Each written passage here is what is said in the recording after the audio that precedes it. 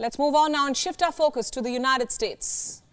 The country's Senate has just approved the largest military budget in history. It has passed a bipartisan defense bill worth more than $858 billion, 858. This bill is at least $45 billion more than what Joe Biden had proposed initially. So what does the bill entail? A host of things. To start with, there's a 4.6% increase in military basic pay for service members, a 2% increase in housing allowance to service members, a 150% increase in federal poverty line to low-income service members, and more than $800 million of military funding for Ukraine for next year. I want to focus on the aid to Ukraine now. How will it be given to Kyiv? Well, some of it will flow directly to the Ukrainian government, but most of it will be given in the form of contracts. Contracts that are mostly awarded to US defense companies. Look at this headline. It's from September this year. This is when the US military awarded a $311 million contract to Raytheon and Lockheed Martin. These are two of the biggest defense companies in America. They were given a $311 million contract to provide Javelin missiles to Ukraine. And then in December this year, the US Army granted Raytheon missiles another contract. This one was worth $1.2 billion. It was aimed at supplying 6 National Advanced Surface-to-Air Missile batteries to Ukraine.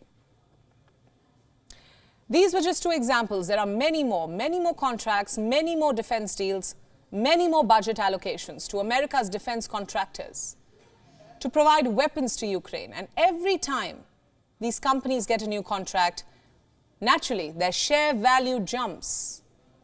In other words, American defense companies benefit at the cost of the Russia-Ukraine war. According to one report, as soon as the war in Ukraine broke out, many US senators bought multiple shares in the companies providing weapons to Ukraine, namely Lockheed Martin and the Northrop Grumman Corporation. Let me show you some numbers. In February, when the war had not started, the share price of Lockheed Martin was $385. 4 days after the war started, the share price crossed $430, an increase of nearly 23%. The same story with Northrop Grumman. In February, its share price stood at $386, and by the end of Feb, it had risen to $485. Now that's a jump of 26% in just 1 month. The point I'm trying to make here is simple. The American defense industry, companies like Lockheed Martin, Northrop Grumman, and Raytheon, they're all benefiting from the war. American lawmakers are pouring big money into their coffers and feeding the military-industrial complex. This is what Gray Hayes, the CEO of Raytheon Technologies, said in January this year. This was well before the war had started. I'm quoting. "We are seeing, I would say, opportunities for international sales. The tensions in Eastern Europe, the tensions in the South China Sea, all of those things are putting pressure on some of the defense spending over there. So I fully expect we're going to see some benefit from it." There's no mincing words here. I repeat, we're going to see some benefit from it. From what? From war, from conflict.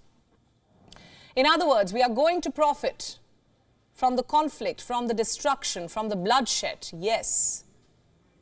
That's how American defense companies perceive conflicts, as a means to boost their own bank accounts. Look at this report now. It's from May this year. That's 2 months after the war started. Shares of defense companies again skyrocketed. Shares of Raytheon shot up by 8%, General Dynamics 12%, Lockheed Martin 18%, and Northrop Grumman a whopping 22%.